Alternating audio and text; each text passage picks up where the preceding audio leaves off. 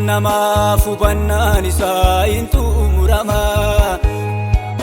Addunyaan kun baduudhaaf jedha kanaaf sardama. Mul'achuu Yesuus akkaatuutti tasa mul'ata. Warra addagee ilmaan jallootaaf guyyichisuun badiisa baata. Dhufaatii Yesuus as dhiyoo jira gara balbala. Hunduun didichaa maaltu jaarratere mana galgala. Gamoon gamoorratti dhaabbatee nafuu jijjigee bada. Hiyyeessi gooftaa wajjin jiraatu gaafas gammada. Dhufaatii Yesuus as dhiyoo jira gara balbala. Hunduun didichaa maaltu jaarratere mana galgala. Gamoon gamoorratti dhaabbatee nafuu jijjigee bada. Hiyyeessi gooftaa wajjin jiraatu gaafas gammada.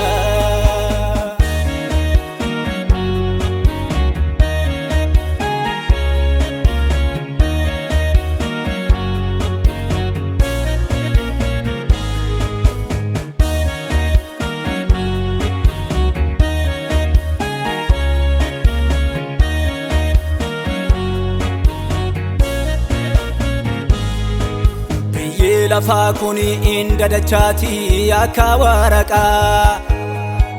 Gamoon hin banne nuuf ijaarameera biyya ilma Waaqaa. Wanta irra jiru ogummaan namaa daacheet dhidhima. Hamma dhumaatti kan amanameef gonfoo kennama. Sirbee dhiichisee sabiyyi lafaa irratti wal galu.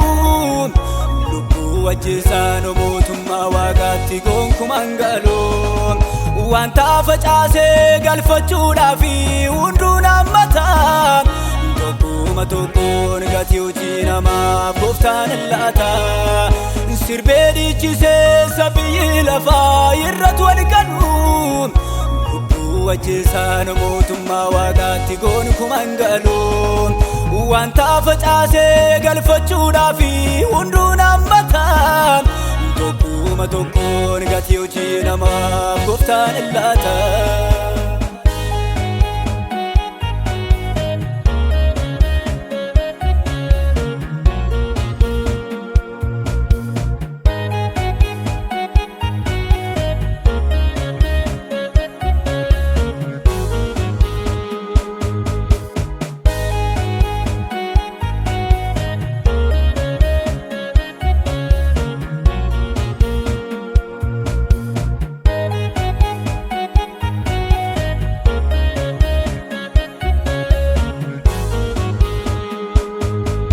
Ardemmas ga'uu ija tokkichaan hin to'atanna warri jedhanii.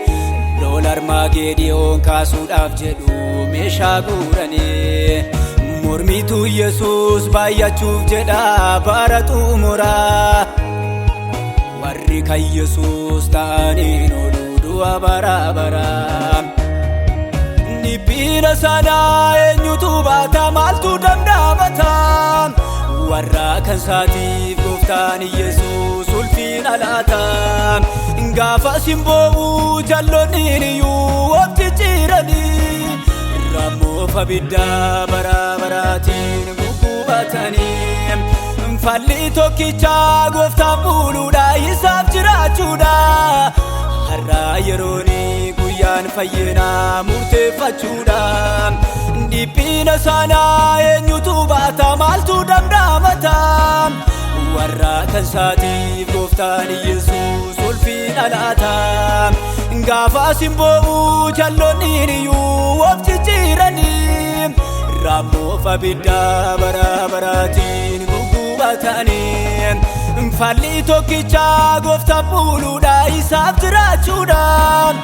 Har'a yerooni guyyaan fayyinaa murteeffachuudha.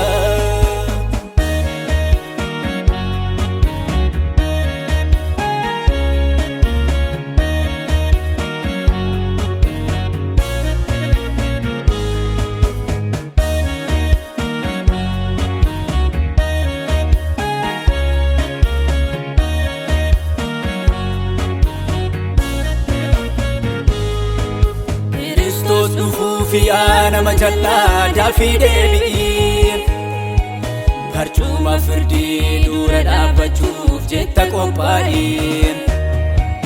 is waliin maktee asaachi jettee yeroodhaaf bulu du'a ooluudhaaf gooftaaf buluudha wanti si malu carraa kee lafaa kanarratti fittee maal gatii qabda akka fixeensaa yeroof mul'attee harcaatee badda gooftaan kan jedhu dhaga'i isaa fi samaalamiin gonfoo fudhatu gaafa xumuraa warri garraamiin carraa kee lafaa kanarratti fittee maal gatii qabda akka fixeensaa yeroof mul'attee harcaatee badda gooftaan kan jedhu dhaga'i isaa fi samaalamiin gonfoo fudhatu gaafa